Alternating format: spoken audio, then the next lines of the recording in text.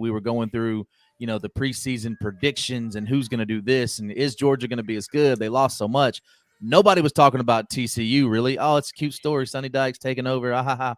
But here we are. It all comes down to Monday night. And before we get into the show, I want to go to each of you. And, Anthony, I'm going to start with you. Do you have a problem with the championship game being on Monday night? Not at all. I don't either, but I'm seeing a lot of Twitter scuttlebutt about the fact that the game is on Monday night and not on a Saturday. People party and drink and have to go to work the next day. I think that's where it's coming in. Exactly. Your team wins, you're going to be going crazy. Even if you lose, you're probably going to go crazy. And it's hard to get up and go to work the next morning. It's true, but I mean, I think the reason that we do it, if I'm looking, I didn't look this up, but you got the playoff for the NFL. They start going Saturday, Sunday to not compete with college football. So you don't want to compete with the NFL. We know they're the king. So then you go Monday night because the NFL doesn't do Monday night for the last week of the season. So, and I don't think that the ratings have shown us any drop off when it's on Monday night. People are going to watch. I just think that in general, people want to complain. So here we are. Chris, what do you think? Amen to that. I think you're right. One of the issues I have with it being on Monday night is not allowing any tailgating at the facility. I don't understand that. If you're going to have a national championship game, you got to let people tailgate. Well, yeah. I think I kind of have a rebuttal for that, actually. Do tell. I don't know if you all know specifically where the stadium is, but it is in a city called Inglewood. Now, if you have listened to any hip hop music in the last 30 years, you know that Inglewood is not all good in the hood, as the hip hoppers like to say. I sound like an old man, but as the kids like to call it. But statistically speaking, it is the most highly policed area of the Los Angeles metro. And even though they have tried to build it out and make it more suburban, there's still some elements around there. So that is a they've done it at. What's that? This isn't the first game. SoFi is known to do this all through the season. This is not anything That's new. True. Right. And also, people have to look down to even like the Dodgers games. They don't allow any tailgating or outdoor activity because of what has happened through the years there. They've had shootings. They've had people end up in very critical condition because of random fights. I understand why they're doing it. They're trying to keep everyone safe. Not only. Oh, I'm sorry, man. Let me jump in for a second. Not only that, we also know that out of all the states in the country, California is the most quote unquote environmentally conscious, and we do know how some tailgates tend to leave areas. I went to visit my sister when she was living in San Francisco, and one of the things about California is most every place else, on trash day, you put out your trash. On recycle day, you put out your recycles. In California, you've got trash, you've got refuge, you got paper goods, you got compost. There's like 5 different categories, and they will fine you if you don't separate that stuff like that. And there's a huge effort with cleaning up for after tailgate. So I don't know if that plays a part in it. Also, I actually think it's more so the first reason, but the second reason probably plays a big part also. They're afraid of us Southerners using paper straws or plastic straws.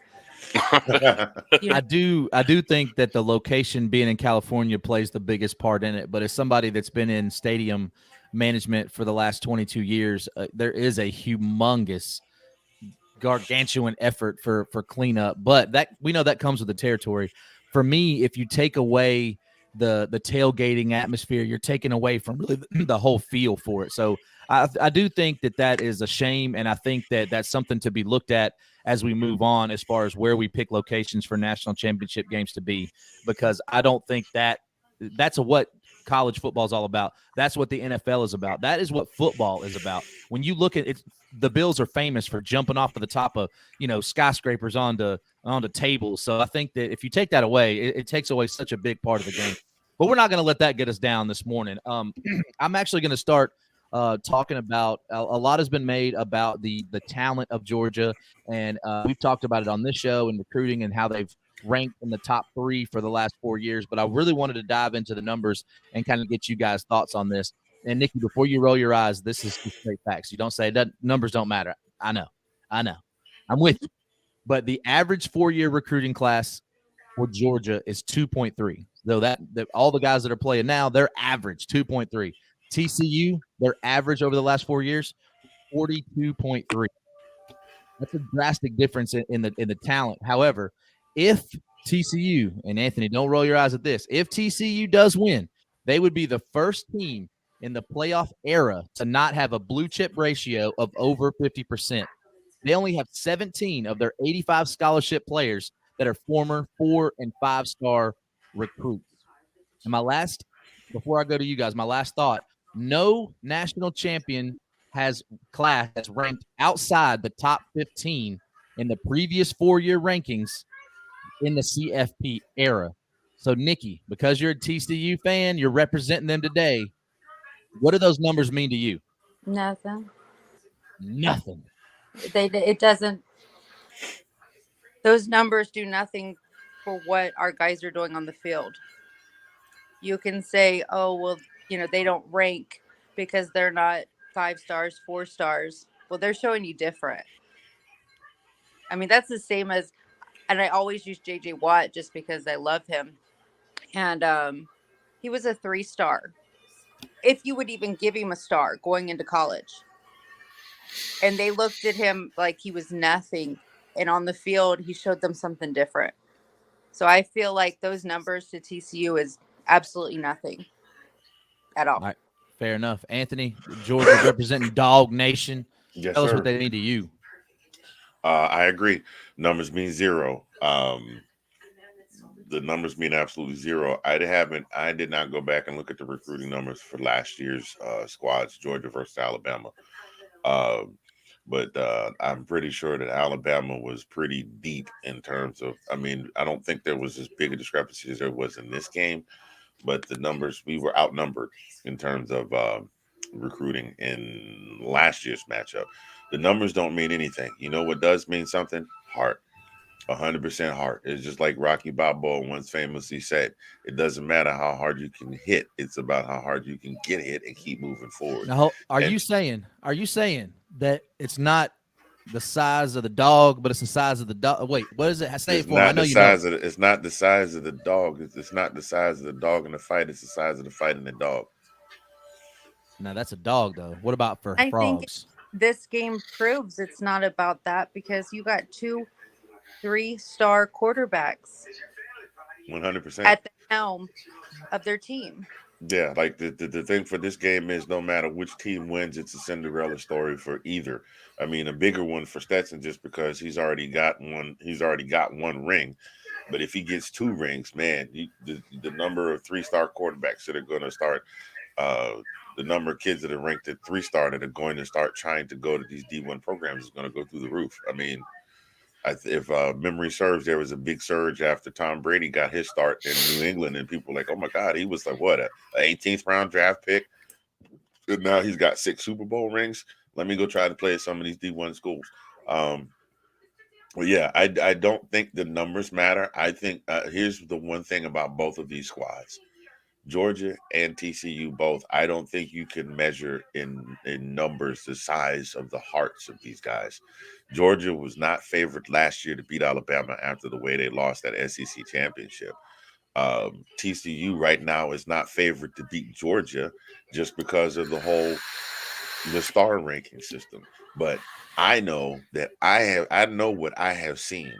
I think that TCU reasonably talent ranking level aside, I think TCU could feasibly be the toughest battle that Georgia has had all season. And that includes last week coming down to a last minute missed field goal. Fair enough. I mean, it doesn't matter what Max Duggan had his chest cut open earlier at the first part of last year. He did. He wasn't even the starter coming into the season this year. Right. He had his chest cut open. He wasn't the slated starter. He wasn't the slated starter. They tried to discourage him from playing. TCU was not on anybody's radar. I think it was not Oklahoma. Oklahoma State, I believe, was favored to win the Big 12 going into the start of the season. TCU was picked 7th. Yeah, and TCU wound up being TCU and K-State.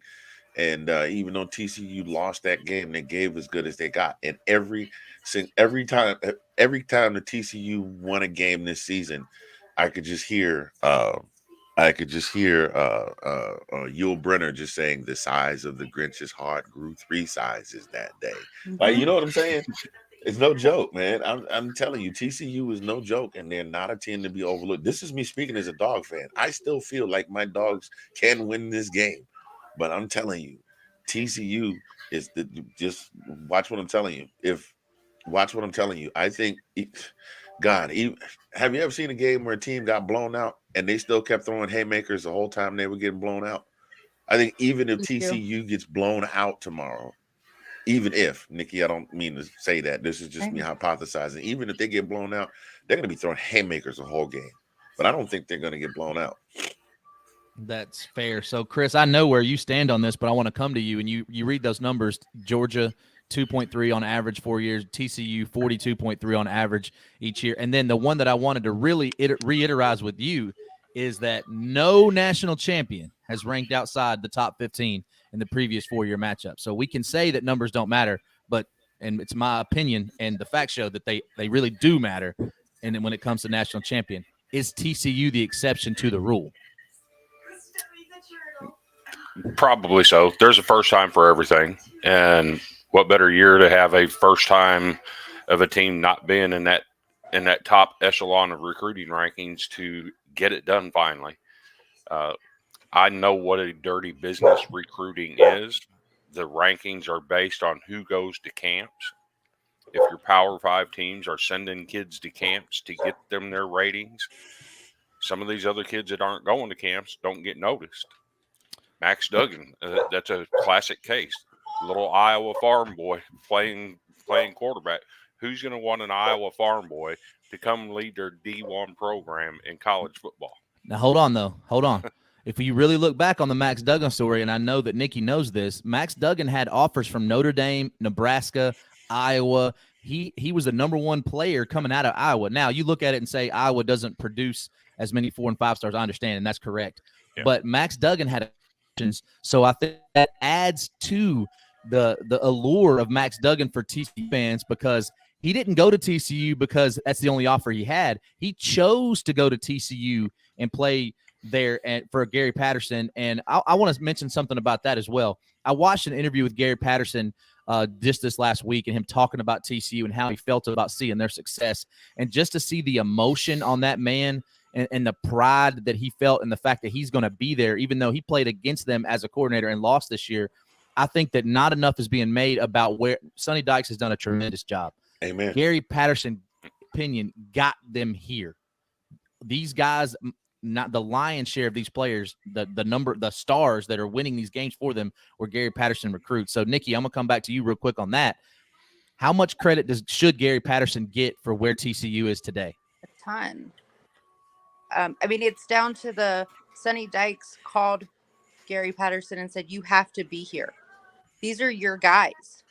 You set the form for us, and we came and tweaked it. This is your team. Absolutely. And it's not just this year. What people don't understand is TCU, the last probably 15 years, has a really good winning record. Oh, yeah. They've matched up against some of the best in bowl games. They just didn't have enough to get them to the next level. And Sonny brought that. But Patterson started it. Yeah, So, again, watching that guy and the emotion that he shared just talking about TCU was just really moving to me, because you just don't typically, when a coach unceremoniously leaves a program, and I think that the way that it kind of went down with him is the thought was he had done all he could do there. He had gotten them to the highest level they could get. And the fact that we saw Sonny Dykes take over in year 1 and get them to that next level speaks volumes to Sonny Dykes and the staff and everything they've done. But I hope that TCU fans and college football fans understand that this program wasn't built this year. Gary Patterson was tremendous in getting them here. And as Chris has pointed out before, Gary Patterson probably should have got his playoff shot before and they just didn't, because they weren't in a Power 5, they weren't in the Big 12, they weren't winning the games like they were. They didn't have that Heisman, front runner like that. And they've had some real talent. People forget that. TCU had, LaDainian Tomlinson. They've had the big red rocket, Andy Dalton. So I think that I just want to make sure that Gary Patterson gets some due credit for what he's done.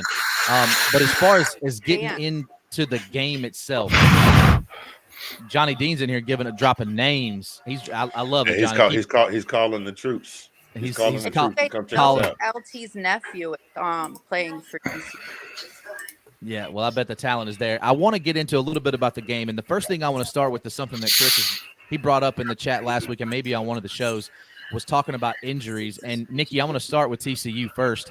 One of the things that struck me in the TCU Michigan game was obviously the star rusher. Is it Kendre Miller? So Kendre Miller, 1,400 yards, 17 touchdowns. He left the Fiesta Bowl with a knee injury, didn't return. And he was he was ripping off 6.5 yards a carry in that game. So he means a ton to what that offense can do as far as on the ground. Now, they do have some talent behind them. I think we lost some of that, but they did not run near as effectively without Miller. Does anybody know the status of him going into the championship game? He's questionable. It would be a game time decision. That is for more than one reason.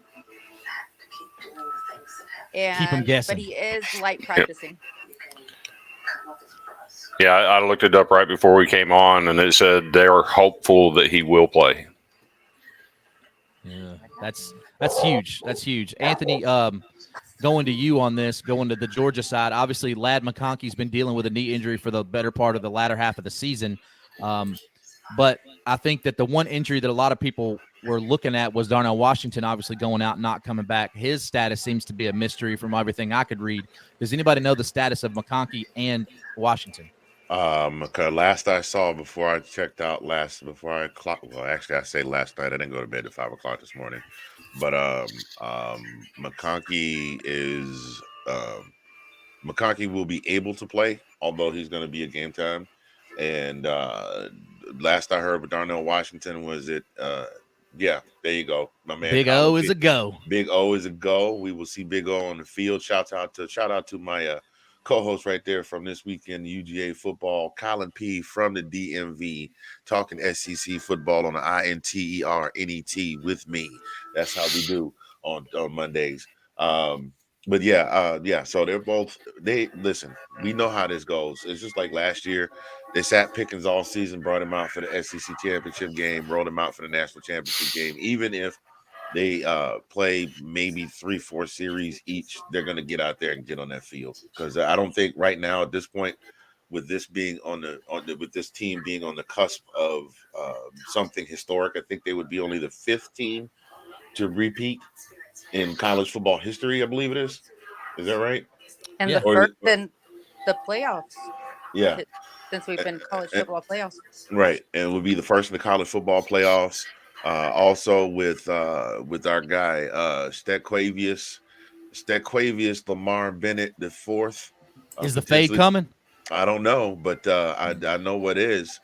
He has a potential to pass Aaron Murray on the all-time. Think about that, on the all-time passers list. And let me lay this out for you. He did not play a full season last year, and he didn't play a full season the previous season. He was just the cleanup guy. So what does that tell you about his level of talent, that in playing basically what amounts to about 2.5 seasons, when you add up all of his time together, maybe 2 3/4, that he may become the leading passer in UGA history, and also has more championship rings than Aaron Murray. One could argue that he didn't play a full season this year because, as our homie Drew points out, he doesn't play a lot of 4th quarters this year. Yeah, so true. The numbers do matter there. I think something else to consider is when Aaron Murray was playing, Georgia was running back you. They had all that talent, and their offense was a whole lot different. So I think that makes a difference too in some of those numbers. Well, Georgia is still running back you. I mean, it's not. We don't. True. Georgia does not have a lot of. Just not Todd Gurley. They don't have. I don't think any of the fellas are even remotely close to 1,000 yards. I haven't checked their stats at all this season, which is way outside of. I'm outside of myself there. But now it's running back by committee. It turned into running back by committee, I believe, with Gurley and Marshall.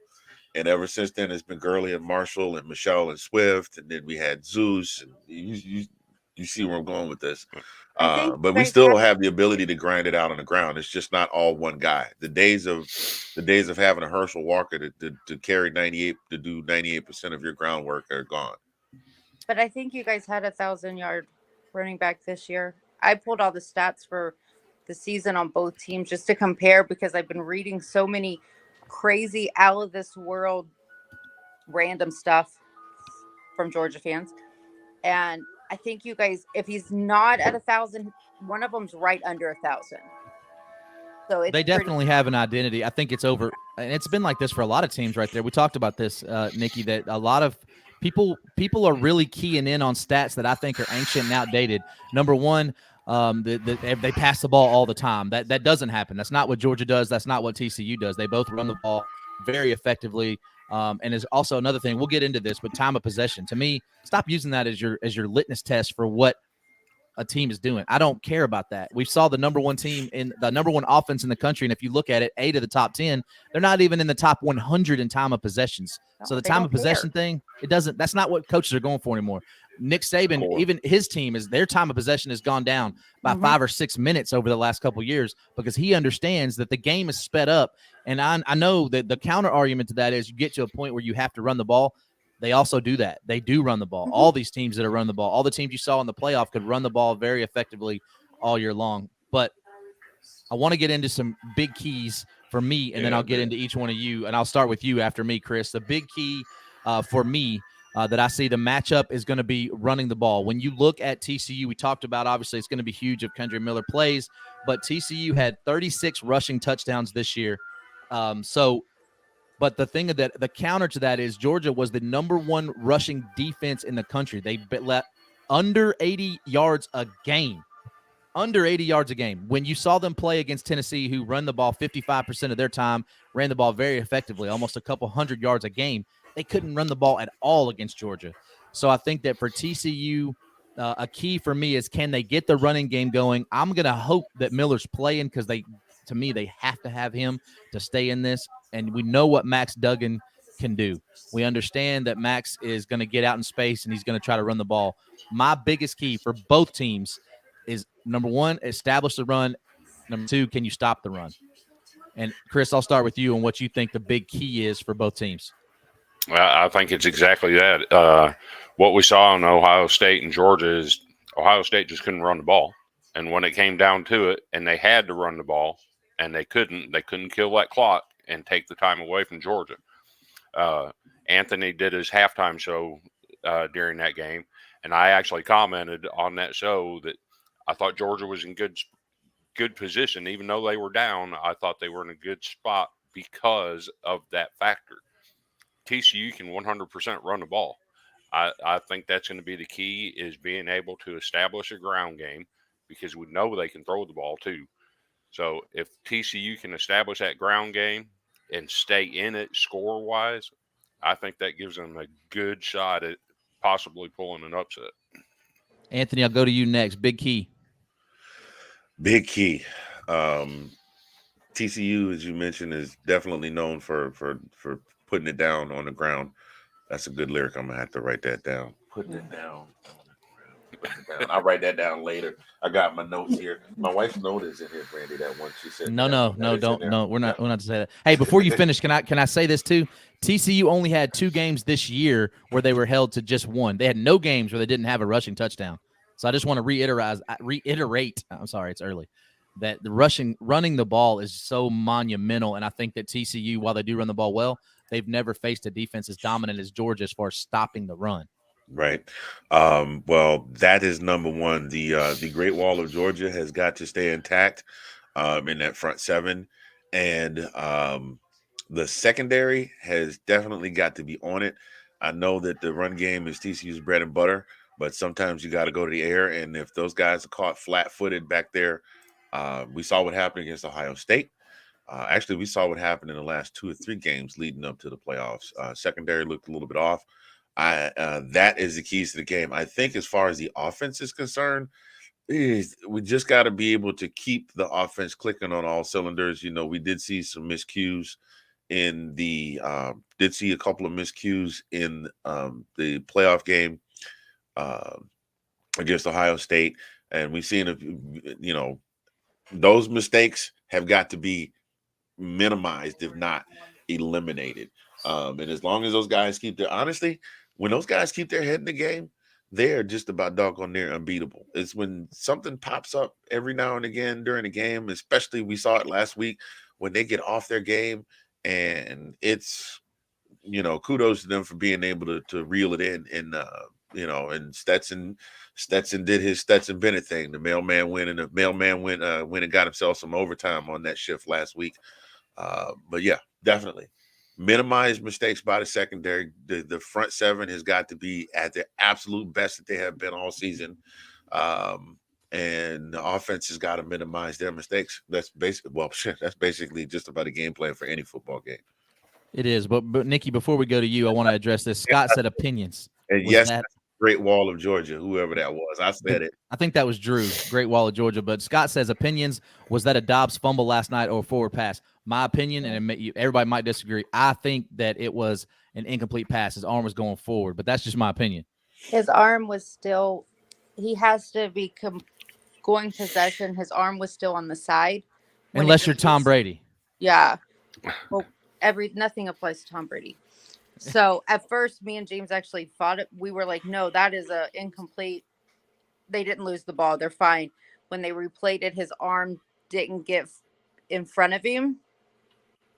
And that's when we knew it was. I was not happy. I was happy for the Jags to prove that they can do it after all the stuff they went to. But I was pulling for Dobie. Yeah. No doubt. So Colin says, take care of the ball and no picks. Definitely no pick sixes on both sides. And obviously, I think that is a huge key for both teams playing clean. But Nikki, as far as you go, what do you think the big keys are? Well, first, we want to thank Ohio State for giving us some pretty good film. Oh, Pshaw. That was a big, of course, they've seen it a few times this year. I mean, they've seen it against, of all teams, Missouri. They've seen it against, a few teams that's been able to shut down that secondary, shut down their defense. But Ohio State has done it the best.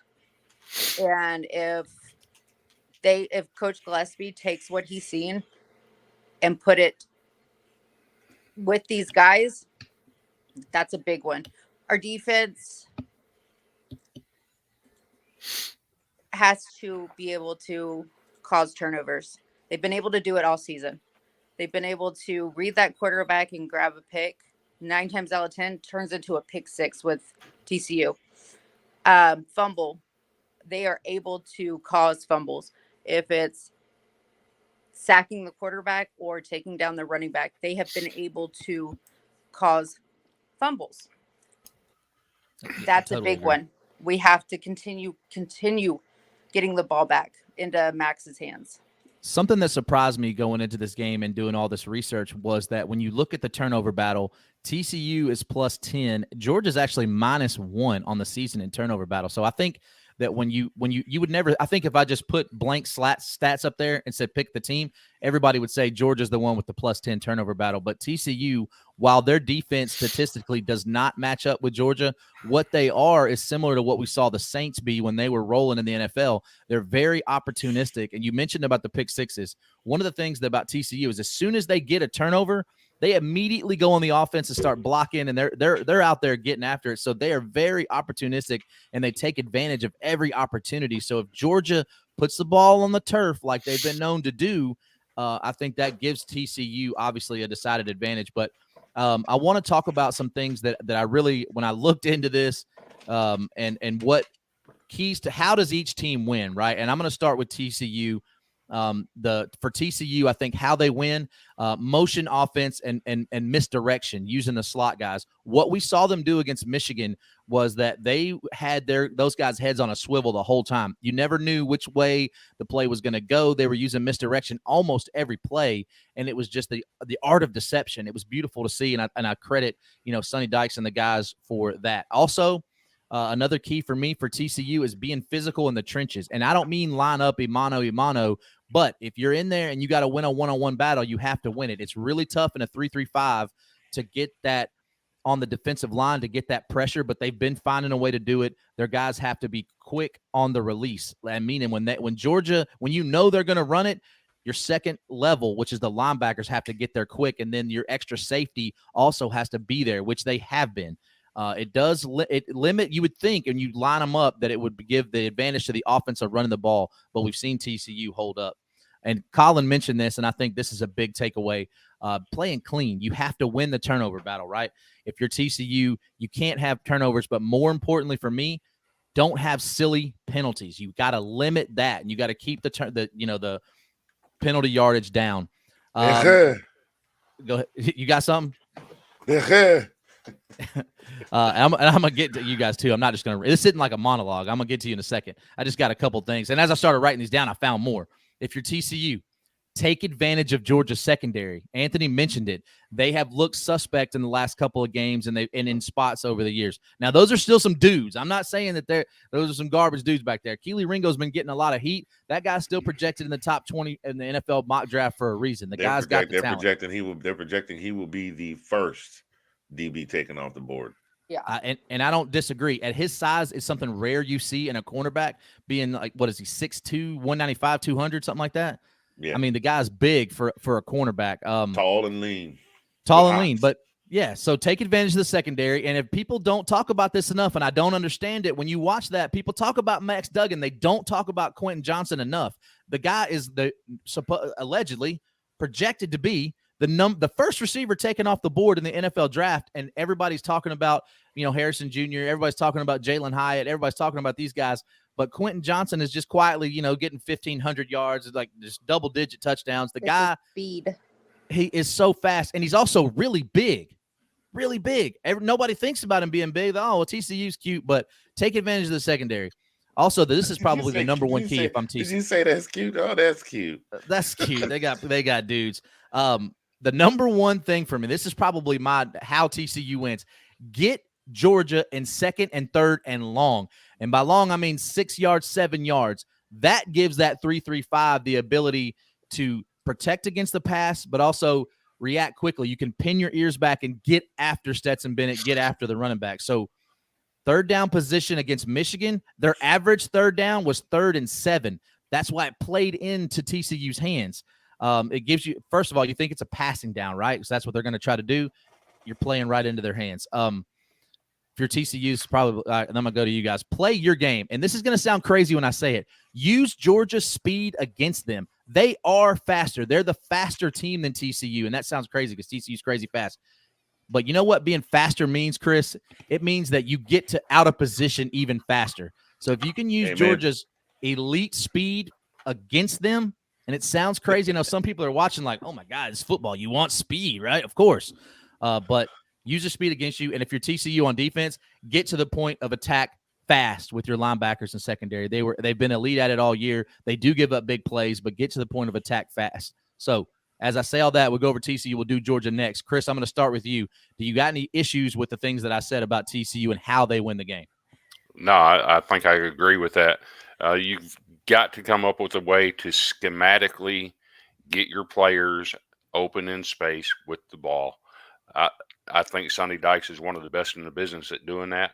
And I'm gonna use a former playoff game, Washington and Alabama. Washington had scheme where they could get players in position to make a play. They just didn't have the talent to make those plays. Alabama was breaking off big runs, even though schematically Washington was in place. They just didn't have the talent to compete. I think TCU can use that speed to do some things schematically that can hurt Georgia. I do agree. Anthony, what do you think about my keys to TCU winning? You're 100% on point. And as a Georgia fan, it frightens me to say that you're 100% on point. I mean, you touched on a couple things like putting the ball on the ground. I didn't want to speak that into existence, but you hear me knocking wood, but you said it, so I guess maybe that makes it okay. I didn't say it, but that's the number one thing, and especially if TCU is able to take advantage of those. I mean, and then the speed that you mentioned, you combine that with putting it on the ground. I've seen McIntosh fumble the ball, and he's moving so fast that by the millisecond of a millifraction of a second that he realizes he's fumbled the ball, he's run 3-4 more steps. He got the, you know what I mean, to reach back and try and recover the fumble. Yeah, you hit it on the head, man. That's all I got. And I'm hoping that we don't make none of them mistakes. That's all I got to say about that, boo-boo. Definitely. Nikki, what do you think about my keys? And especially when I say about the speed thing. 100%. Quentin Johnson had the same issue. He fumbled once this year, and he was already halfway down the field and didn't know he lost the ball. That's moving. And during game, he has been radar at 23.5 Well, that's still slow. That's still slow, according to Kentucky. Yeah. King Kentucky said we got 35 miles an hour right there on the turf. And Run it down with 35. We got a wide receiver so fast. By the time everybody realizes that the whistle is blown, he's already run halfway from Kentucky all the way to Alabama. The man runs He's in the locker room getting some fluids. 67.5 miles an hour. And that's why I hate bringing up the speed, because all that comes to my head is that, like, I can't say that how fast he is. I can't bring it up. He's very fast.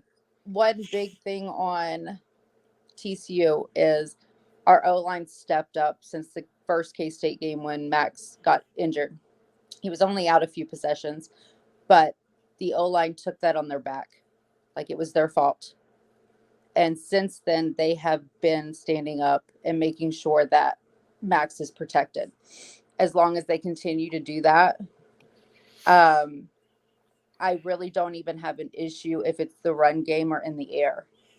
That was something against Michigan. When you pull up stats, in the air, they had 398. And on the ground was only 215. So they actually did an opposite of what it's been most of the season. But I think a lot of that is, too, because of Miller going out early. Miller will be back. I put money. That kid ain't going to miss this game with a probably amputated leg. Like, he wanted back in against Michigan. Yeah. And they had to take his helmet from him. Like, you're not going back in. Hats off to TCU for doing that, too. They don't play that game. And let me add on to that. Hats off to Ohio State for taking Marvin Harrison Jr.'s hat away from him in that game as well. Yep. Great. Is that what happened? They hit his helmet? Yeah. Yeah, they have to take their helmets from him. And once the refs and like NCAA sees that the team took the helmet, they remove him from active play, meaning they can't put him back in. So as much as these players will fight to get back in the game, you better sit down. It ain't gonna happen.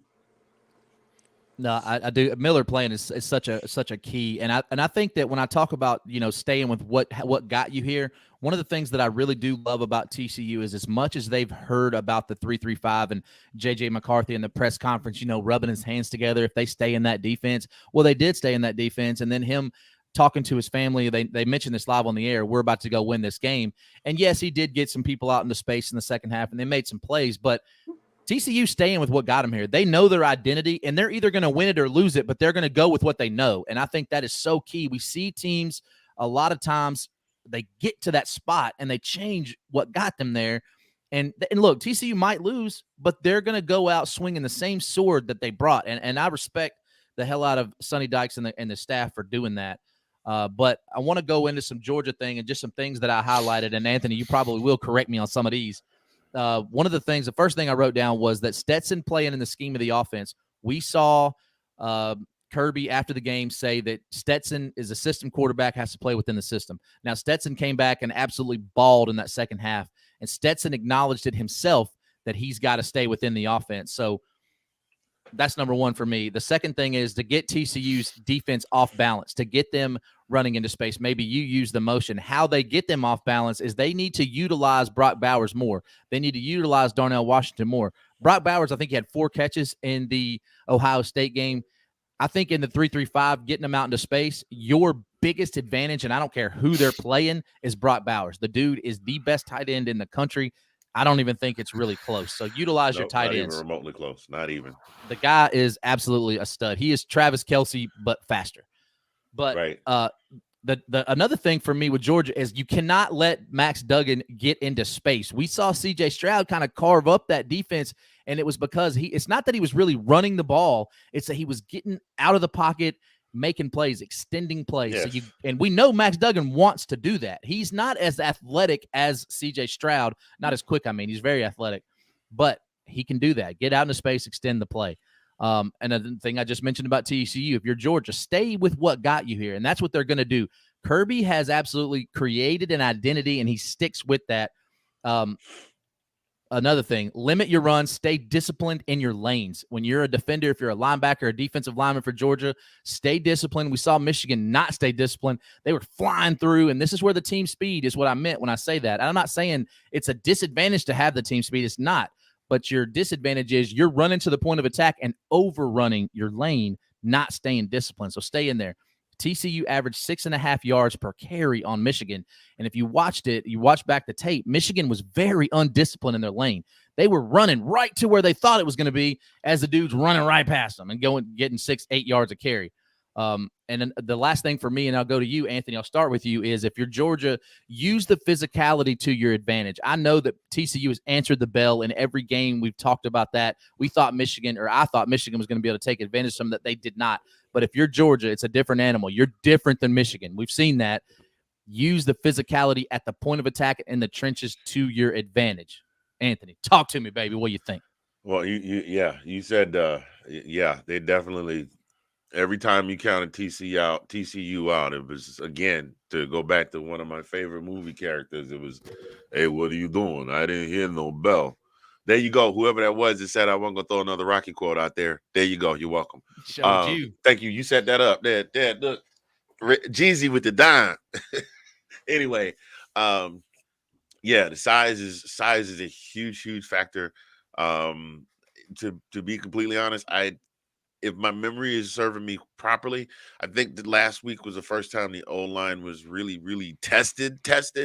But that O-line can move things around. They can move bricks around quickly. They open up big holes for that running back core. And then on the defensive side of the ball, I mean, Jalen, how do you defend the guy that could push through 2 defenders and then just pick up your quarterback? How do you do that? Knock him down. You know what I mean? We haven't seen many teams do that, though. I know. Yeah, you're gonna have to like put 3 guys on him, but then that leaves it wide open for somebody else to come pushing through. I definitely, honestly, I'm really excited about this game. If you can tell, it's very rare when I'm on the show with you, Jeezy, where I have a hard time finding words. But honestly, the key to it is for Georgia is to play the most mistake-free ball that they have played all season. Because this is, again, I've been saying this for the last few weeks. This is it. If you don't win this when there's not it's week 9, we can bounce our way back up in the polls. If you lose, this is it. This is for all the marbles. So they have to play the most mistake-free ball they have played all season. Stetson's got to eliminate the picks. I won't even say limit. I would say Stetson's got to eliminate that. Colin alluded to that earlier because TCU will run those pick sixes back. Got to hold the ball. Keep the ball in your hands. Don't put the ball on the ground. And one thing that the defense has got to look out for. You talked about the offense spreading out the defense and the quarterback being able to get out there in space. I don't foresee that being as much of a problem. You mentioned that run defense because our secondary is very good. We missed N'Kobe. We wish him well. But we still got some guys with some stupid closing speed that can run up on those run plays when they see. Shout out Horn Lake, Mississippi, baby. 15 minutes down the road, N'Kobe Dean. Yeah, that's the guy right there. Anyway, I said all that to say is mistake-free ball. Now I know that there's no way in hell that you could play 60 minutes of football and not make any mistakes, but play as mistake-free as possible. Don't give up. Don't give up any of these dumb penalties. Don't put the ball on the ground. No picks. Stetson, if you've ever listened before, listen. I watched last week.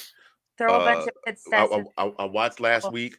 Uncle Lou put out a thing. He was watching the game live. He said, Stetson, if you help us win this game, I'll do a video every day and talk about how great you are. I'm putting it out there right now. Win the game, son. Go out there. This is it. You thought you had your chance to shine last year. This is it. This is for all the marbles, not some of the marbles, not a piece of the marbles. This is for all the marbles. And I'm gonna stop talking because the Reverend Red and Black is trying to come out back here. So he may have something to say later, but this ain't his time. It ain't time yet, Patrick. Nikki, I'm gonna go to you next. I'll end with Chris. When I talked about their keys to win, utilizing tight ends, team speed, limiting the run, staying disciplined. What do you think about those keys, and do you see anything else that I'm missing? How Georgia wins? No, I agree with them, but I also add after watching them against Ohio State, their offensive line. We've talked about it before, how they've had the better offensive line going into the Ohio State game because they have to protect Stetson to give him more time. They kind of faltered in that game a little bit. We saw some weakness that we hadn't seen in quite a few weeks. So I think that's a big one, is making sure that Stetson has the time to get the ball to the right player. Their defense, their secondary just needs to get back to where they were. I totally agree. Giving them time, that's going to be about. Yeah, agree. But their defense, I'm excited about this too, and I'm not a fan of either team. Well, it's like the first national championship. I mean, I can't get away from Georgia. Like, this is ridiculous. Y'all follow me from Florida to TCU. Like, I can't get away from y'all. It's not fun. But it is fun because we're seeing the big dog of the SEC right now going up against what everyone is saying. Oh, I'm sorry. Half of Twitter didn't know that TCU was a Power 5. That is true. So I've been fighting with them on. This was my favorite. That Sonny Dykes and his assistants are amateurs. That is the ignorance of the internet age that you're dealing with. Do you want me to school you real quick? Because if anyone, Sonny's been around a lot longer than Kirby, probably since before Kirby was born, coaching. There's no amateur there. Coach Gillespie was with Tulsa and had one of the top Ds in the country every year. Riley has. We love a top D. Yeah, we like the top D. It has to be. And Coach Gillespie brings it. Anthony had to go off camera to collect himself. But, Chris, you heard my keys for both. When I go to my keys to Georgia, do you have any issues with what I said, and do you have any others that I might have missed? I agree with what you said. But I'm going to add a couple more to this. You talked about playing mistake-free. Georgia has shown all year they have a propensity to put the ball on the ground. They absolutely 100% cannot do that in this game. Penalty-free. We've seen Keely Ringo in recent weeks started getting some pass interference calls, and I think he's gotten a little bit of gun shy there, and he's got to get back to playing his style of football. He loves the physicality of playing his position. Do that, but do it in a way where you're not going to get flagged for it. I think those two things, if they can do that, they give themselves a better chance to win. I absolutely agree. And we mentioned Sean Spencer says Bowers has to be that guy. And yeah, that's what I mentioned for me. And I'm going to get into this next on who I think the X factors are. But I think that in that 3-3-5 specifically, I really think Georgia can take advantage of that. No knock on TCU or anything like that. I just think when you have the 3-3-5, when I played against it, we always wanted to it's kind of like a zone defense. You want to get to the middle of the field, and there's no better middle of the field threat than Brock Bowers. He can also get outside, run seam routes, catch it across the middle. There's nothing the guy can't do in the tight end position. Did you catch last week? I think it was his first pass caught of the game. when they realized, Ohio State sideline realized they were going to Brock. You could hear it on the audio of the game. They just started screaming, Brock, Brock, Brock, Brock, Brock. He was wide open right in the middle of the field, caught that, turned that into like a 15, 20-yard gain. And I think that was in the second half. He's just a beast. He was an absolute beast. Yeah, and I think he only had 64 yards receiving in that game. And I don't think that Brock Bowers has to have 100+ yards receiving to win the game. I just think that when you get into those, like I said, if TCU limits them to the 3rd and 6s, 3rd and 7s, Brock Bowers can be the 3rd down guy. He's a 3rd down back, for lack of a better term, that can get out there and get those first downs, because there's not anybody, any defense in this. Like, again, not a TCU slight. There's no good matchup for Brock Bowers. The only way to slow that guy down is by scheme, and I just think the 3-3-5 gives them a little bit of opening. TCU gives them a little bit of a disadvantage there. But I want to talk. I'm going to read some of these comments. Bowers has to be that guy. Drew says, I hope UGA fans tone down the smack the next day or so. It is straight up stupid, especially this national championship. I'm not gonna say natty. Drew, we actually banned the word natty from our Facebook group. Let me jump in real quick. Yes, this is truth. This is facts. We got the bandwagon fans that jumped on the bandwagon back in 2017 with that national championship run. And ever since then, all they have done is just yip, yap, yip, yap. We got one national championship, folks, in the last 41 years. One. We got an opportunity to bring another one home tomorrow. Let's enjoy what we got, and let's slow down with the dynasty and all of that stuff. Let's just slow down with that talk. Let's just get through when the clock hits 000 tomorrow night and see if we have more points than TCU. And if we do, then we celebrate. Let's chill with the smack talk for now. That's just my 2 cents. And then before we move forward, hold on 1 second. I'm sorry, I didn't mean to cut you off. I got to send a shout out to 2 guys out there in the comment section. Number one, I already shouted didn't shout out my co-host. Yes, I did. I shouted out my co-host Colin, but the man, Sean Spencer, Randy, I don't know if you guys are familiar with this dude. This is the guy that taught to me and Colin, that taught us into starting This Week in UGA Football. This man is from that family of podcasts that I told you about, the Let's Talk Football family. This guy produces, what is it, Sean, like 12 shows? Seriously. There's a show on every day of the week, and there's a couple of them. Sometimes there's 2 and 3 shows on the same night. That is the hardest working man in the podcast business right there. And if you guys are enjoying what I bring to the table, you got him to thank for it, because he was the one that told me to bring all of that and put it on the internet. So Sean, you're responsible for why we're listening to Anthony bring out Mustard on a show that I come as a guest host on. Man, that's what I got. I got him to blame. Here's guy. He's a Tennessee fan, Sean. I got him with the mustard. Got me with the mustard, Sean. I'm a podcast host too. You know what I'm saying? Get your people to holler at my people. He has some of the greatest shows. Well, you just looking to add to the network, baby. Yep. I gotta read this comment, because this is coming to us from like probably 6 feet away from where Nikki's standing. James May says 90% of TCU's roster has never been to a bowl game prior to that win over Michigan. Must be that amateur coaching. Yep. Nikki, I'm gonna let you respond to that. Or does James want? I mean, does he want to get on here, man? I mean, what's up? I'll get him in here. He had to go get the kids to be quiet. Oh no, man! Let him deal with the one kids. Of those. But no, this was actually brought up.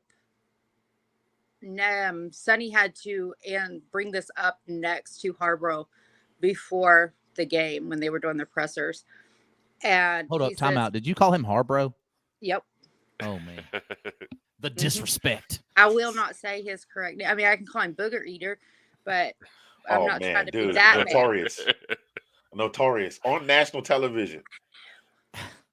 Just it's horrible. Please proceed, Nikki. He had to bring that up. He was honestly disrespecting TCU. And so he explained, you can say what you want, but this team has heart, because they have not been here before. Not just here, but a bowl game. So to say we're amateurs, that's pretty dang awesome to come in that almost everyone on that team has never made it to the next level until Sonny got there. That's 100%. that's pretty first year. We're not talking about a coach that's been there 2 or 3 years and able to change. He had to come in and do it quick. He started the season with 2 quarterbacks and didn't have a clue who he was going to start. SMU, he started with Morris. Morris was doing awesome, but he got hurt. Yeah. Randomly throws Max in, and that's where your heart comes from, is that kid has sat behind every quarterback until this year. He could have transferred, but no, he stayed with TCU because that's how these players are. That's a great point. Johnson could have gone. Miller. These guys could be anywhere right now because I can promise you any team would have taken them. Oh, yeah. That's a great point you mentioned about the transferring, though, because you see guys like that, like Max Duggan, he was told before the season, hey, you're not going to be the starter. Max Duggan went to Sonny Dykes and said, while I'm disappointed, I will be ready. I'm going to be the best backup quarterback in the country, and I'll be ready for my opportunity. Got his opportunity, and we've seen what's happened since then. So to me, when they talk about amateurs, I've said this before. I said it last night in our group chat. When you're talking about the head coach of a big program like TCU or any Georgia, whoever, it's not only about X's and O's, guys. It's about, can you manage a program? And that is what Sonny Dykes has shown he's elite at, not just at TCU, at SMU. The guy's been coaching since way before I was born.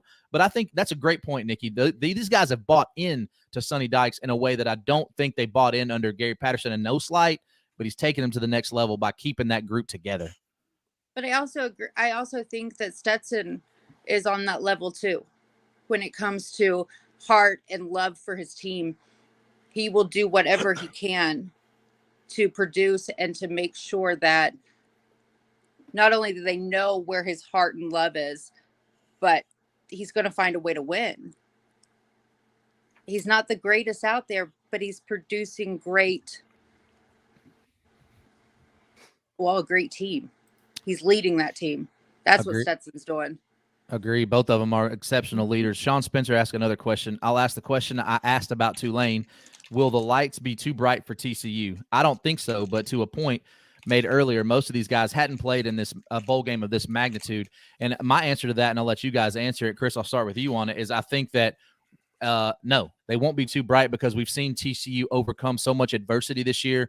And when everybody thought they would be too bright against Michigan as well, and they just went out there and smacked them in the mouth, held on late. I understand Michigan made some plays and it was a great game.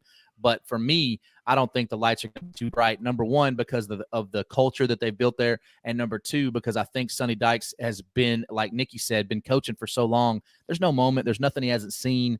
So I don't think the lights are going to be too big. Will they win the game? We're going to get into predictions later, so I don't want you guys to spoil that. But no, I don't think that this is the moment's going to be too big. And Max Duggan is a guy that was fighting for his life just over a year ago. So will the moment of a college football championship be too big? I don't think so. Respectfully, my man, Sean. Chris, I'm going to go to you. I don't think the moment is going to be too big. I don't think the lights are going to be too bright. And I say that looking back at the history of TCU, they've worked for years to get to this point. They should have been, they probably should have been selected in 2011 for a BCS spot. They should have probably been selected in 2014 when they dropped in the rankings despite winning their last game. This is what they've wanted. This is where they're at. And I think that's going to play a major factor. I think they're going to dwell on ghosts of the past to help get them past the brightness of the lights. Anthony, what do you think about that? It's your opponent. Do you think the lights are going to be too bright? Listen, I'm going to say this. And you basically summarized it already, but there's a book that a whole lot of us have read, and it tells a story about a little kid who was a shepherd boy who had to fight against a big old giant. And everybody laughed at him, and he beat that giant up with a rock and a slingshot. This is a classic David versus Goliath tale when it comes to college football. And if there's anybody, I'm going to say this, and that includes the teams that we struggled with playing this season.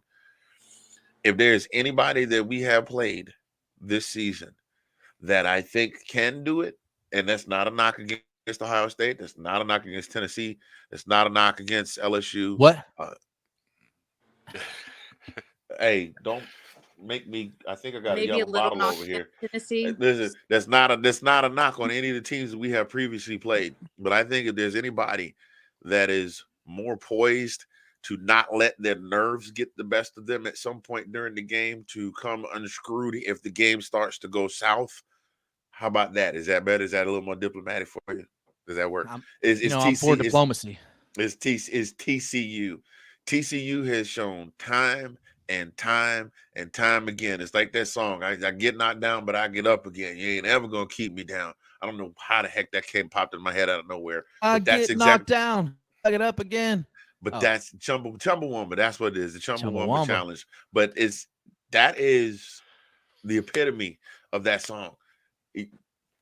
Big lead, no problem. We got you. We got a big lead and you're reeling us in, no problem. TCU, like I said, all the teams we played, honestly, I think this is going to be the one. You thought listen, Georgia fans, I'm gonna tell you, you thought last week was a edge of your seat. I think this game is going to be even more edge of your seat. The only way I don't see it being edge of your seat is if Georgia jumps out to a huge lead to start the game. No lead is safe. Because at that point, if they jump out to a huge lead, they're just going to play keep away by running the ball and grinding the ball out. But I don't think they're scared. They're like Bone Crusher. They're never scared. That's 2 song references in one monologue right there. I ain't never scared. Yeah, so I just they gonna go pop the. Oh, you got running backs. We got running backs. Oh, you got wide receivers. We gonna pop the trunk. Your quarterback runs. My quarterback runs too. Let's do this. So yeah, I don't think the lights are too big. Not for these kids. Nikki, I know your answer, but just addressing what he said, are the lights going to be too bright for TCU?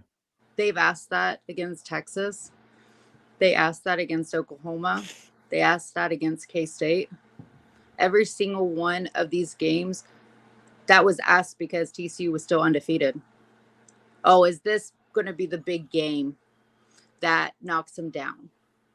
Are they going to be able to handle being on the center stage against Texas that is coming back and has an amazing quarterback? Are they going to be able to do it against Oklahoma, which was a joke? But no, these guys are excited. If you're watching, she didn't call Oklahoma a joke. The Fiesta Bowl, if the stage and the lights were too big, you would have seen it in the Fiesta Bowl. Agreed. 100%. Our homie Drew Miller of the SEC Focus Group says David and Goliath is a good analogy. However, UGA is still only a mini Goliath, and TCU stepped up to be a little taller than David. So just to address that, I think that I understand what UGA fans are doing, kind of downplaying this, but don't mistake it. This is David versus Goliath. I just mentioned the numbers. You finished second in the country in recruiting. You are an SEC program. You've been at the top of the toughest conference. And TCU, I give them all the credit in the world. They've answered every bell. I fully expect them to show up and show out. But this is 100%, in my opinion, a David versus Goliath for sure. And I think that's exactly how TCU wants it. Yeah, look at the stage too. You're going from a school the size of, Fort Worth, tiny, against a school that's massive. We only sit 40,000 in the Carter. Where does that compare against any SEC stadium? I think that's actually smaller than Vanderbilt, to be honest. Yeah, it is.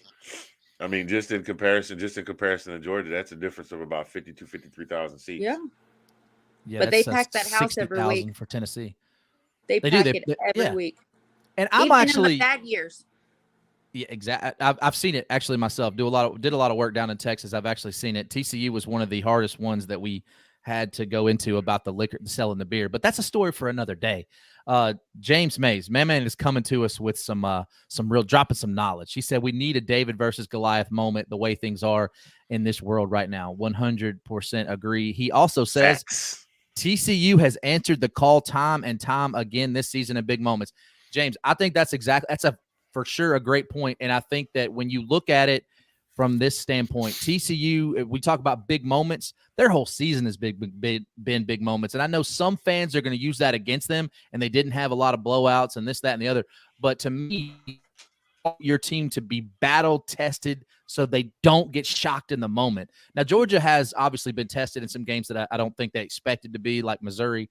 But I think that TCU is more battle tested to this point. Will that equate to a victory again? We're going to get into that shortly. Drew said, I'm just honoring TCU. They deserve it. I am too. I just don't want us to downplay the fact that Georgia is they're a heavy favorite. And I think Anthony hit on this. They started as a 13.5-point favorite. It's been bet down to 13. That's a massive college championship line. And I don't think it should be, for sure. Can I say how weird it is to see people giving TCU credit? You don't like it. I can tell it in your voice. You don't like it. You know why I don't like it? It's because those same people people all season has looked down on them. Those same people giving them credit. I'm not saying Drew, but I'm saying I've done this all season. I have. You have. Researched. I've followed them for over 15 years. We're strong TCU fans because of James' family. And I have been on numerous of our pods being destroyed. TCU is nothing.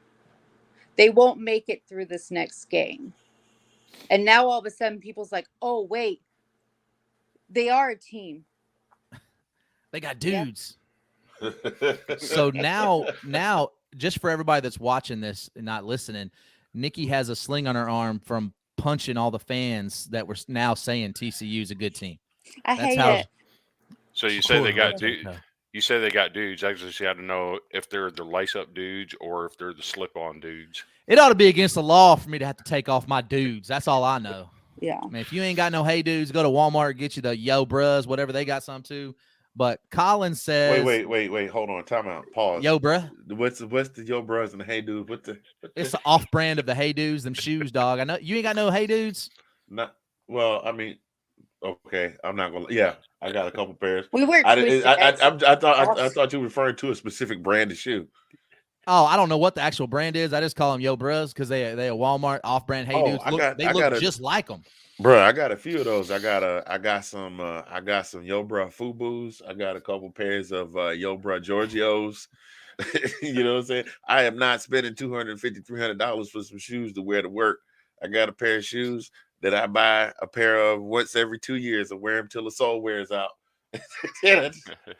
So getting back into the comments a little bit, Colin says this may be a bigger stage for them, but I have no doubt TCU ain't scared. And he says scared.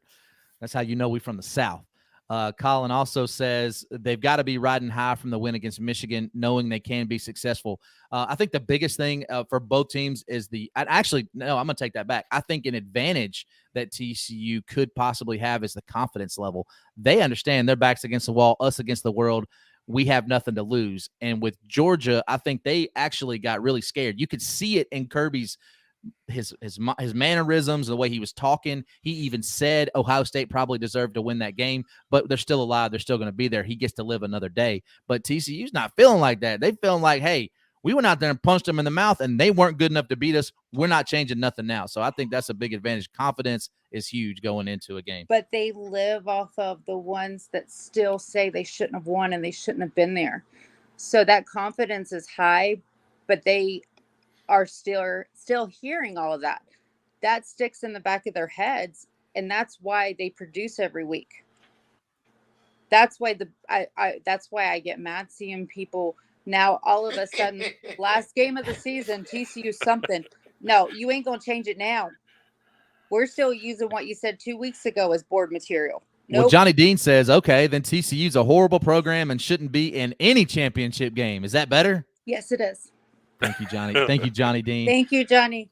Scott that made came me feel in. Better. It does. I know it sounds weird, but we have heard every excuse, every bad thing, you name it, about TCU. Before that Michigan game, how many times did I hear, and you guys know this, they don't belong. Bama fans were already starting they don't belong, we should have been there. And as a Vanderbilt fan, I got to back Nikki up on this, because when you're doing it and you're being told you don't belong, I feel that. Don't change the narrative now. Don't change what you're saying just because we're doing it. That narrative goes a long way. And if you're going to change it, if you're going to change the narrative, then you're not sincere in what you're saying. What it is they finally got to they took the time to watch TCU. 90% of these people did not even sit down to watch a TCU game all season and decided they'd made the decision they were nothing. They finally watched them against Michigan, and now they're like, oh, wow, they are good. To be fair, I was on another podcast called Second to None. And then week 4, when they were 4-0, I started calling out TCU. Hey, TCU sitting here undefeated. You might want to keep your eye on them. No one wanted to. And it's sad because watching them all season has been fun. Even if you're not a fan, if you sat down and watched the TCU game, it was intense. It was exciting. Those guys made entertainment for all of us. It's got to be tough on the heart. Nikki, you're somebody with a little bit of a heart condition. Are you sure it's safe for you to be a TCU fan? No. I'm a Gator and a TCU fan. Come on. Well, the Gators, that's not climactic. They're just not very good. TCU, it's like, man. But I've dealt with how many years of it with TCU and Florida? I mean, you're only 25, though, Nikki, so I don't know. How many? I wish. Oh. The wistful tone in her voice is like, I wish. Those were the days. Johnny says, I'm a former. You're not by yourself, Nikki. I've been 20 hey. 25. No, Anthony and Chris are by themselves. They done past 50. They're on the other side. The hill past them. Hey, stop talking like you about to roll us up in the junk heap and leave us out there to rust for some kid to find us and we be overtaken by the spirit of the dead owner. Stop it. I'm just gonna say the slope going down is a whole lot steeper than the slope going up. Yeah, that's true. I'm sure me and Nikki will feel that one day. But Johnny says, I'm a former Buff Alma and a Buccaneer fan. We've heard it all. Does he mean the Tampa Bay Buccaneers? I don't know. Kyle Trask is starting today. He's a Buccaneer fan. Sorry, I throw that out there. I mean, they got a couple of Super Bowls. I mean, I don't know. We don't want anybody got frog legs on the menu for the game. He's been a fan since the franchise got started. Since the franchise got started, when they were wearing the creamsicle uniforms and what bring them back. Bring back the creamsicles. When Ricky Bell was like, the only Ricky Bell that people knew of was the Ricky Bell that was the running back for the Tampa Bay Buccaneers and not 1/3 of Bell Biv DeVoe. That's how long he's been a fan. Fair. So I want to address this comment. And sleep on the benches and watch. Like my ex's mom has pictures of her back then laying down at the Buccaneer Stadium because there's no one there. That was before they had a real pirate ship in there? Yeah. They didn't even have, I don't even think they had enough seats, but man, it was bad. No doubt. So Scott Fowler says, sorry, did anybody have frog legs on the menu for the game? So I want to address that. Okay. You eat frog legs, first of all. Do you eat frog legs? I'm going to issue a challenge. And my challenge is going to go to Mr. Fingers over there. Not fingers. We know he likes to do pregame videos and hype stuff and have a lot of fun with everything he does. The Reverend. I'm going to be disappointed if my man, Mr. Fingers, doesn't come on before the game, eating some frog legs, hyping up this Georgia team before the national championship game kicks off. Oh, man. I don't even know where I would find frog legs in Oklahoma City. They sell them at the store. Y'all got frogs in Oklahoma City, man. I'm gonna tell you. They sell them at the store. Listen, I'm not trying to eat I'm not trying to eat no wild frog out of my backyard. I know what people throw out in their trash. I'm talking about the ones you can buy at the specialty store. I don't even know what they. And now I probably could find them at the Asian market, but no, Walmart sells them. Why could you find them at the Asian market? Walmart. If you find them at the Asian market, it might be cat. Might be cat leg. Oh boy, we're going off the rails. We're going off the rails here. Ladies and gentlemen, thank you for tuning in to the very last edition of the SEC Focus podcast. We are now canceled. We probably won't be on next week. We just got 10 sponsors. Colin P from the DMV says a little info on Kirby. He said yesterday his parents won't be at the game. His dad's health is not good. Neither is UGA. Wonder if this will be a factor. Prayers to Kirby's dad. Nikki commented on this. She loves the dog, hates the team. But regardless of all that, UGA, the mascot, for those that don't know, will not be able to make the trip. Hold on. Pause. as a Georgia fan, I cannot allow you to sit there and mispronounce our mascot's name. Uga. It's Uga. You put some respect on my mascot's Listen, name. he not even coming, so all you know three that of y'all. he ain't even gonna be there, so I ain't worried about him. Frog legs, and we already shut down your mascot. Come on. Oh boy. Speaking of Asians and dogs, y'all might be on to watch out for I Uga. I love Uga, but yeah, he can't travel. He's too old. Like the health wise of a bulldog at that age is just not smart. Drew said though, frogs in my backyard don't have horns though. You're lucky because that poison blood takes. So we won't have no videos of Uga getting chased by a longhorn this year, will we? What happened? You're still with us. Yeah, we still. Oh, she gone. Nope, she's not with us anymore. Oh man. So Bobby Coke says I got TCU winning on a last-second field goal. We're gonna get into predictions here in a second.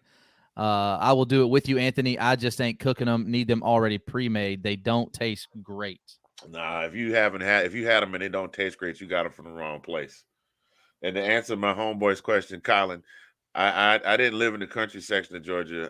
I did a lot of shrimping and crabbing and fishing, but I never went frog gigging. No, sir. Frog gigging.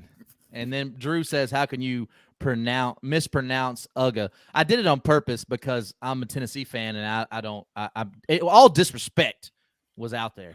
Oh yeah, and there's a little bit of love lost between me and Jeezy after I read my wife's love note. Yeah, I mean, just for those that don't know, my man was like, "Hey, I've been married a long time, and I just want to say, sometimes my wife leaves me notes, and she's reading this. I'm so proud of you." Da, da, da, da. He goes, "Let me show it to you," and he pulls up his hand, and it's a bottle of mustard.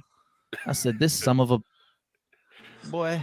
I would be more than happy to share that clip on the SEC Focus page. Do share. See my face of. Just so you know, that made the this weekend UGA football 2022 best of. I'm putting the montage together right now. So I got to have a little bit of fun here. We had Nikki disappear for a little bit. We want to welcome TCU back to the show, and hopefully your team doesn't disappear on Monday night like you just did. They won't. My grandma was calling. She don't understand. Grandma, we're really busy right now. We'll get back to you in a second. And Johnny, she watches us and everything else, but she thinks she could call in.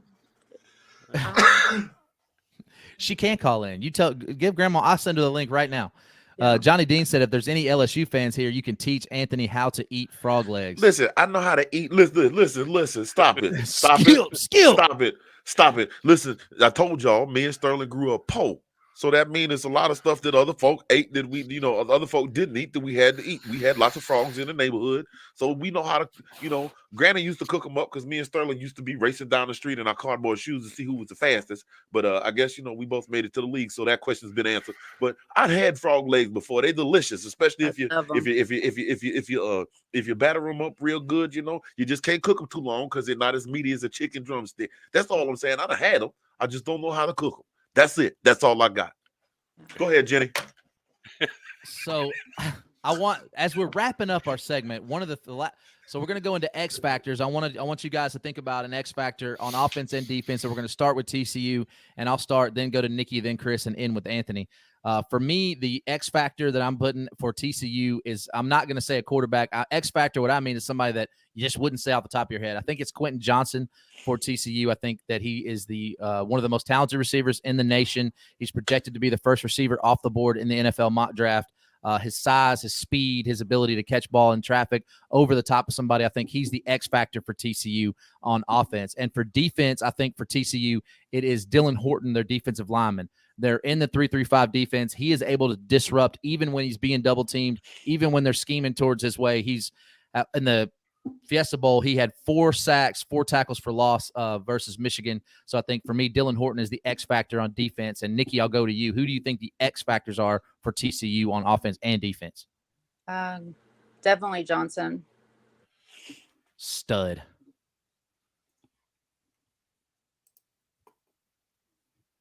Got to keep the ball going to him. Like, it has to happen. Miller, if he's playing, he's going to play all out. There's no slowing down because he's injured. So definitely those two. Horton, hello. Our only 4 sacks of the game he had. And that's not the first game that he's had multiple sacks. So big time there. And then I'm going to call out our whole O-line. Every single one of them has to protect Max. Has to. Chris? I'm just going to say if Miller can play, he's going to be the X factor. What we saw with Ohio State is they couldn't run the ball. If TCU can get that ground game going, that's going to be huge benefit to their favor. Bring us home, Mr. Fingers. So if we're talking keys to win, X factors, that's what we're talking. X factors, keys, all the same thing. You know what I mean? Because if a lock don't work, you just put a big X on it, and the locksmith come and take it out and put a new one in. There we go. X factors.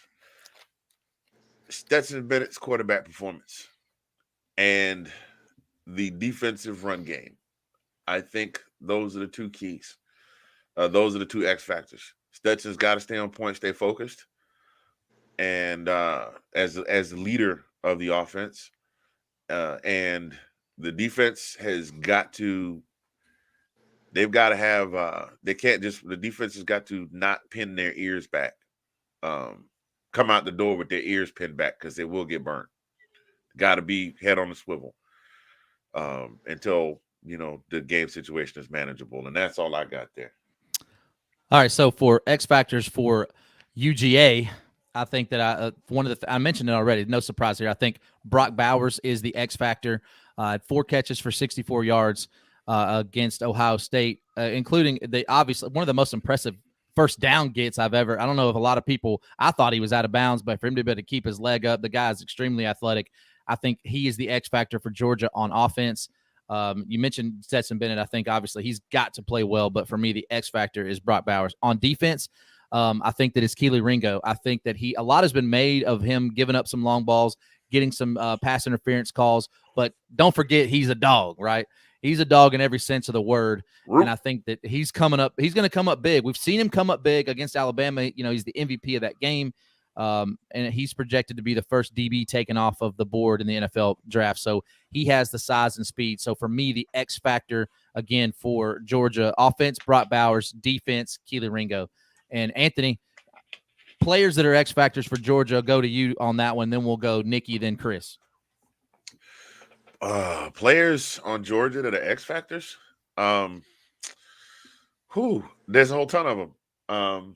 But again, I think with the offense, again, I'm gonna roll with Stetson just because he's the key cog. When he's not on point, the rest of the offense is not. We saw that last week against Ohio State during that stretch in the third where they struggled mightily. If Stetson's not on, the offense is not on. Stetson Bennett. On defense, Jalen Carter. Yes. Jalen has kind of become the de facto on-field defensive general with N'Kobe leaving and going in the draft, and he's got to be. Those guys have got to get after it aggressively, plug up the gaps in the offensive line. He's got to know where to tell. Hey, look, if they swing. The linebackers and the DBs got to know to come around and seal off the ends if we plug up the gaps. Whole nine. But Jalen is the guy that directs all that traffic. So on offense, Stetson Bennett, and on defense, Jalen Carter. I want to read a comment real quick. So Chloe, obviously, she just turned 21. She just had her first legal drink. Her and her lovely fiance, Cody, is sitting around watching us. He says the X factors are Max Duggan, #1 for TCU, and the tight ends for Georgia. I think those are all reasonable. Cody, thanks for watching. I'm sorry that your team isn't very good. He's a Miami Hurricanes fan. She mentioned something about mayo and coffee a few comments ago, and I actually thought about deleting it because that's disgusting, and we're not bringing that disgustingness to this. We're already talking about frog legs and how you cook them and swallowing horns. We're getting off topic here, but who was I going to go to next? Was it Nikki or Chris? I don't even remember now. No. Nikki, let's go to you. I'm very simple on this one, but I'm completely opposite kinda with Georgia. I'm actually saying an X factor on their defense is Bullard. He has produced and been one of the top for their defense and not getting the credit because of Ringo and Carter, of course. But I really think he's an X factor for him, and I think he's going to give TCU the hardest time. Offense, of course, Bowers. I was confused in the Ohio State game why he wasn't getting enough touches in my book. It was kind of weird. So definitely Bowers, and I also agree Stetson, just because of the heart. He brings a different type of X factor when those guys are feeling defeated after a play or something. He's seriously gets out there and gets in their face and lets them know it's okay. We're going to get it the next time. And I believe it needs to happen. It keeps them in the game. Yeah, I totally agree. So, Scott, you said Anthony Handy. I don't think they appreciate my humor. I do. I actually had to take a moment to compose myself when I saw the swallow and the horns. Don't forget not to swallow them, but definitely appreciate it. Keep them coming. So, Chris, go to you. X factor for Georgia on offense and defense. On offense, I'm gonna say it's gonna be Darnell Washington. He has to play, Bingo. and he has to have a big game against the TCU linebackers. On defense, I got a couple, but they're all injury related. Chambliss, he's got to show that he can, that whatever happened in the Peach Bowl is not something serious, and he's got to be healthy and available. Jalen Carter with his ankle, he's missed a couple games this year. If he can't generate a pass rush because the ankle is bothering him, I think it's going to be a long day for Georgia. Don't disagree. I think that, but yeah, I don't disagree with any of that. I want to pose a question to you, Anthony, to all three of you. I'll go to each one. I'll start with you, Anthony. If Stetson Bennett wins and gets his back-to-back title coming from where he came from, where is he in terms of all-time SEC great quarterbacks? Top 5, top 10? That's a good question. I don't know about top 5 because you're talking, just in my day, in the span I've been on earth, you're talking 5 decades worth of quarterbacks to go through. And there have been some killers. I would say probably top 10, at least within the last 20 years. Back-to-back national championships hadn't been done in the CFP era. It's not in the CFP era, no. Mm-mm. Yeah, Nope. back-to-back national championships, which hasn't been done in the CFP era, would only be the 5th quarterback to do that in some good time. Then you've got also on top of that he would be taking over, more than likely will overtake Aaron Murray with the most passing yards in University of Georgia history, making him the leading passer, the leading quarterback, best quarterback in Georgia history. They're saying the speculation is that he will go down in history as the greatest Georgia Bulldog ever. Is he the greatest Georgia Bulldog ever if he wins? I say he goes top 5. I would have to go back and take a look. Take a look at that because Herschel had 2 great seasons, but only had 1 national championship to show for it. He did win a Heisman in his 2nd season. But if he wins the national champion, I don't know. I say top 5, 100% as far as greatest Bulldog players ever. But you got a long list of guys that came from that program that did some good things. You're talking Hines Ward, Hines Ward to start, and Champ Bailey, Matt Stafford. You know what I mean? So, but I would definitely put him in the top 5. But it's a conversation I think that not a lot of people are going to have, and it's similar to what Cody's saying. Says Stetson's not even top 25. She says, I personally love the story of Stetson's growth and where he started to where he is now. But Cody, I'm not saying talent-wise he's one of the best to ever do it. I'm saying when you look at how decorated he will be, Heisman finalist, back-to-back champions, and what he came from, I do think that it's a more relative conversation than some are willing to admit that he may be the most decorated player in Georgia football history. That's just my opinion. 100%. And I mean, I think that's a different conversation than saying is he the best. Yeah, he definitely will be in the University of Georgia Athletic Hall of Fame for sure, and probably the football Ring of Honor, whatever it is they've got going on. His name is going to go up somewhere in Sanford Stadium. Yeah. Anthony, can you read that for me?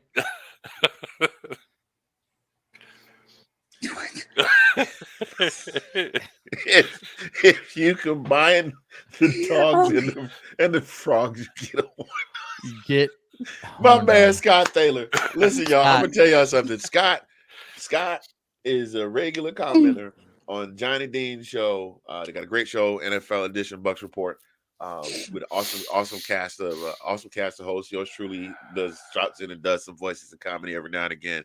And Scott is on that show regularly. He is that show's top commenter. Keeps us in stitches, as he should be. It's him and another. Well, we won't call him by name. It's another couple people we can't call by name because they'll show up like Candyman. But Scott is killing. Oof. Scott is one of those fans of a show that every podcast needs on social media. Somebody that shows up and rips it up in the comments. And I'm here for every minute of it.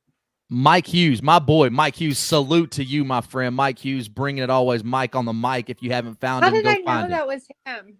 Justin Fields is the greatest Bulldog ever. Shout out Mike Hughes. If you don't stop. So, Colin, we got to keep him rolling. What kind of football? I knew it was him. He's a Chicago Bears fan. That's why he's saying that. Paddywhack, give a dog a bone. Red fish, blue fish, one fish, two fish is going on in the comment section. Big Bears fan. But I will say, when it comes to Justin Fields, Georgia messed up. Let him go. Oh man, we can't get into that conversation right now, Anthony. Don't respond. So we got to wrap this thing. But I think as far as accomplishments, and somebody says Stetson is already top 3 for me. Aaron Murray. Are we just doing in Georgia lore or SEC lore? We'll go Georgia lore. Yeah, we'll go Georgia. SEC is too big. Too many huge players to throw him in that conversation. I mean, I think it's fair to put him in the conversation of the Danny Werfels, the Tim Tebow's, the Peyton most Mannings. Definitely. Put him in a conversation with that as far as being decorated. That doesn't mean he's great per se, but as far as Georgia specifically, oh yeah, good Lord. Oh, I have to put him above all of them. All of them. Eric Zier, Matthew Stafford, all of them. Yeah, Stetson Bennett is now in the category with the late Vince Dooley, with Coach Mark Richt, with Hines Ward, with Kirby Smart, that he will never pay for a steak in Athens ever again. He may never pay for anything. He did a few weeks ago, didn't he? What's that? He did a few weeks ago, and he wasn't happy about it. That went viral. Yeah, well. I'm the least dog fan around. Oh, no. Everyone knows my feelings on Stetson being a good quarterback. He's not a good quarterback. But when it comes down to what he produces, he belongs in the top 10, both in the SEC and in Georgia. And my reasoning is because he's producing something that none of these other teams has been able to produce. Undefeated. Could be back-to-back champs. I just think it's a different conversation. When you say best players in SEC football history, I don't put Stetson there. But when you talk about most decorated players in Georgia history, for sure, and even if you talk about SEC history, remember that there's only been 5 back-to-back champions. Alabama, I think, has only done it one time, and that's the greatest coach that's ever done it. I think that you really have to start looking at Stetson Bennett as just purely most decorated players in the history that we've seen. I don't think that makes him the best, but go ahead. Uh-oh, we lost her. Produced enough to get him there. You can't leave him out. Why are you going to put Stafford and Murray above him when they didn't produce this? Yeah, they might have the numbers, but they don't have the rings. Right, and what are we fighting for every year? We're not fighting for numbers. We're fighting for a ring. Yeah, she's sitting there right. Nikki's sitting in on all cylinders. That's why I see a difference in Stetson being able to be honored in that way. And I think win or lose, you have to put them up there in that top group of 3 or 4 Georgia people that will go down in history as the greatest ever. Yeah, I agree. So Drew said Bama didn't go back-to-back with the same quarterback. No, that's not what I was saying. I was just saying only 5 had made it. But we got to wrap this thing up. I want to get into our who's going to win. We lost Nikki. She didn't want to do this part of the show. But I'm going to actually start with you, Chris. I'm going to go last. Who do you think wins? What do you think the final score is going to be? I know this is a SEC podcast, and it's hard for me to say, but I think TCU wins this. I'm going to say 35-24. I think it's going to be a very well-contested game all the way up till the end. I think Georgia's just got too many injuries, questionable players, health issues, and the matchup problems that TCU presents. I have to roll with the purple power, the hypnotoads of TCU. All right, Anthony, I'll go to you next. Then we'll get Nikki. Who do you think's going to win? What's the final score? I do agree with Chris, and that this is going to be.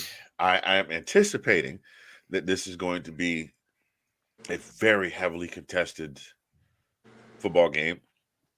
However, I think the experience is what is going to win out in the end. I think in this case the experience is going to outweigh the want to, and Georgia's got that in spades. They've been here before. It's not to say that TCU doesn't have the ability to make it happen, but I think that Georgia pulls this one out. I forgot what score I put on the Pick'ems thread, but I do believe I had Georgia. I think I had something like Georgia 46 and TCU 33 or something like that. That's where I'm going with that. So you got to push. Nikki, final score. Who wins it? I've stuck with my score on every post pod I've done. I'm going with TCU 42 and Georgia 38. It's going to be a close game, but I honestly don't believe numbers wise it's going to be one-sided like everyone says. I believe we're going to look at coming out the same as both teams did in the playoffs. And if you put their stats next to each other, you can't tell them apart. All right, so that's where we are. So we got 2 for TCU, 1 for Georgia, obviously. So my pick, I think that I have Georgia winning the game. I think that the final score is going to be 44-34 Georgia. I thought about this, and I thought, well, this could be a low-scoring game. And then I just started really diving in, watching a little bit of recap from the games prior. I think it's going to be a high-scoring game. I think 44-34. I do think TCU covers because I think it was Anthony that mentioned it. They're going to continue to throw haymakers all game long, no matter what the deficit is. But I do think Georgia gets the dub by 10. And I think that a big reason why, as we laid it all out, I think Brock Bowers is going to be the X factor. As far as injuries go, I think when you look at the injury report, TCU actually has more injuries than Georgia does. And I think that actually is where it's going to come in, because I think that Georgia's deeper. Talent on the front lines, I think TCU matches up a lot better than people think they do. When you start getting into that 3rd and 4th guy, I think that's the difference, and that's where Georgia has an advantage, and you can take advantage of some of those injuries, just my opinion. But we got to wrap this thing up. We've been going for an hour and 38 minutes. We appreciate everybody that's joined us. If you're not on our Facebook page, please go follow that, SEC Focus. If you want to follow me on social media, it's down at the bottom, TikTok, V3Jeezy. I'm eating Alabama fans for lunch on there. Twitter, Jeezy901. Follow me on there. He said that's racist because Anthony said if I turn red, nobody will be able to tell. Dang, y'all really in these comments getting bucked. But for Chris, for Nikki, for Mr. Fingers, I'm SEC Jeezy, and we are out. Bye.